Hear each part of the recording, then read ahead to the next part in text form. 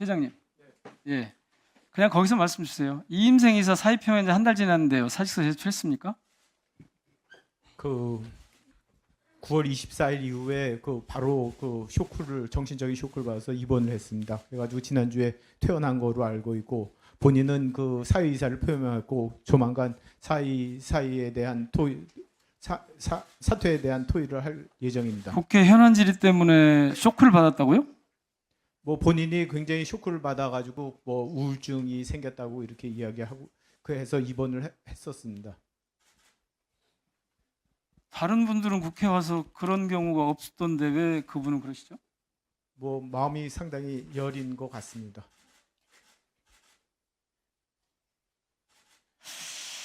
이해가 잘 안 됩니다. 그렇게 마음이 여린 분이 절차에 없는 그런 행동을 했다는 게 이해가 잘 안 되는데요.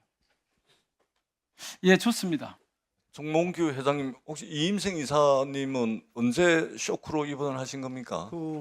바로 그 다음 날 다음 날 했었습니다. 국회 문체위 현안 질의 이후에 그 네, 다음 날 바로. 네, 그렇게 했었습니다. 무슨 일로 쇼크를 받으셨나요? 뭐 평생 받아보지 못한 그런 스트레스를 받으셨던 것 같습니다.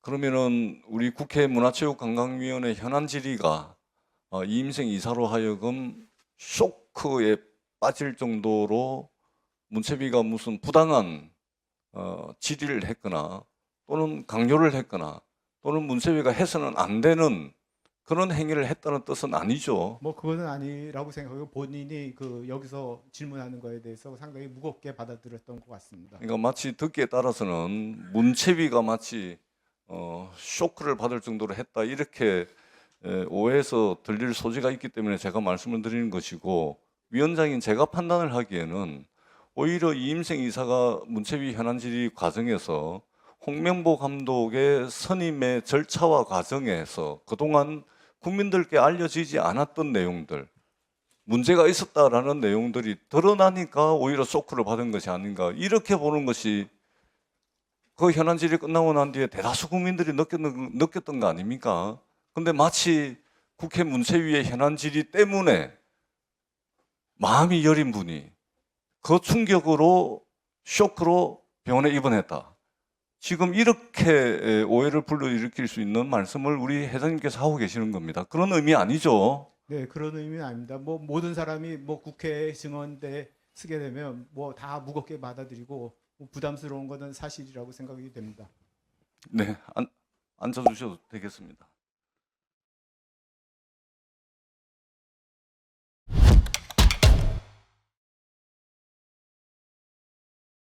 축구 국가대표팀 감독 선임하셨죠?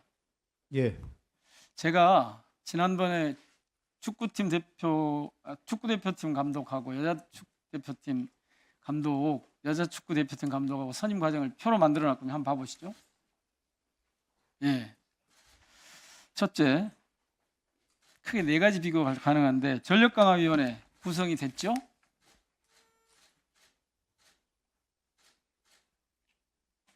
됐죠? 예. 왼쪽이 지금 홍명보 감독, 오른쪽이 신상우 감독. 그러니까 왼쪽이 축구 감독, 오른쪽이 여자 축구팀 대표팀 감독 선임 과정이거든요. 왼쪽이 위원회 구성. 왼쪽은 그러니까 홍명보 감독 때는 위원 5명으로 정족수가 충족되지 않은 상태로 됐고요. 이번에는 위원장도 참석하고 위원 7명이 정족수 충족했습니다. 다르죠?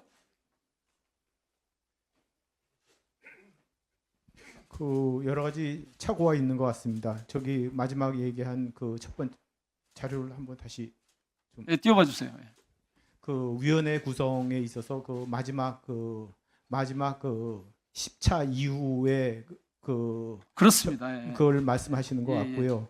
두 번째 후보 면접 과정은 이임생 의사가 10차 전력 강화 위원회 이후에 사실상 추천이 끝났고 이임생 이사가 계약을 위한 절차를 했습니다. 그리고 마지막 주관적 평가는 전력 강화 위원회에서 충분한 토의를 했었다고 생각이 되고요.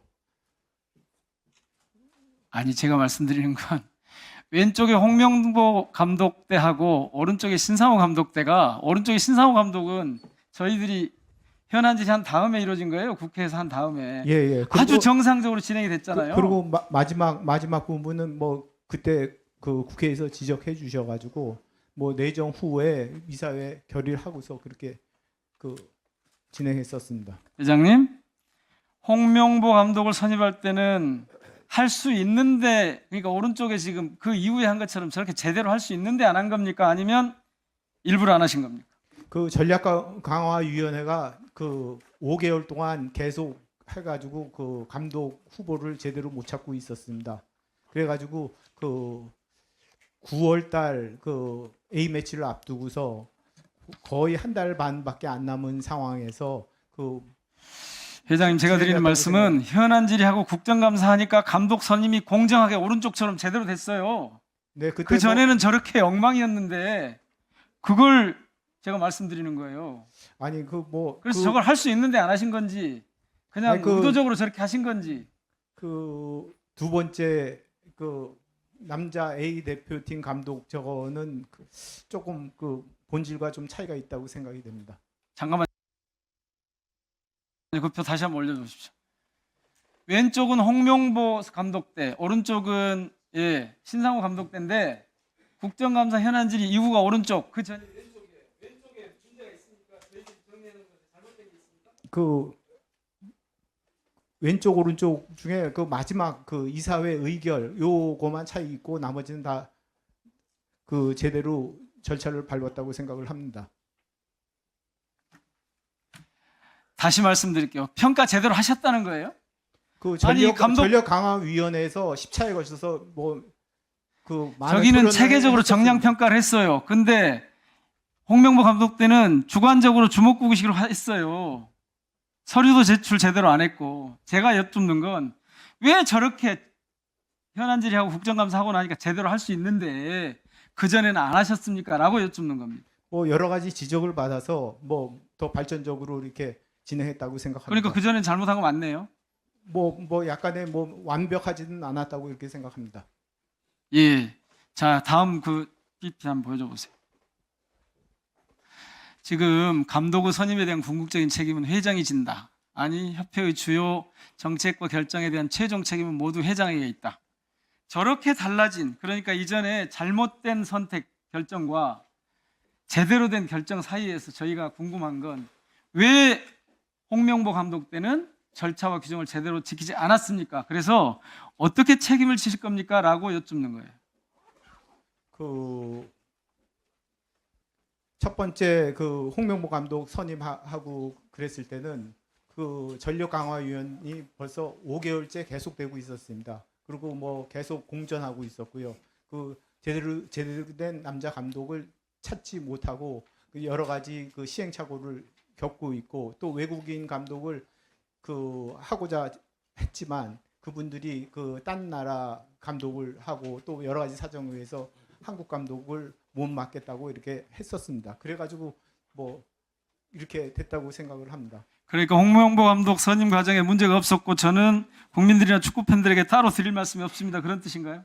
뭐 완벽하지는 않다고 생각합니다. 뭐 여러 가지 뭐 미흡한 점도 있고 그 과정에서 제가 제일 안타깝게 생각하는 거는 그 전력 강화 위원회에서 후보를 정할 때 그 후보를 다 그 언론에 유출된 게 상당히 그 감독 선임에 있어서 상당히 어려움을 겪게 만든 원인 중에 하나라고 생각을 합니다. 다시 여쭙겠습니다. 현안 질의하고 국정감사하니까 감독 선임의 공정성이 회복이 됐습니다. 그전에는 그게 안 됐습니다. 어떻게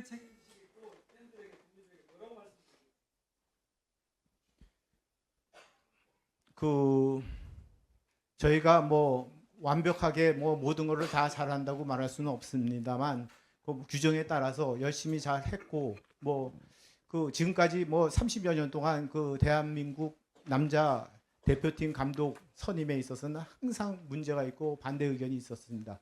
그 많은 항상 논란이 있었습니다. 네, 정몽규 회장님 혹시 이임생 이사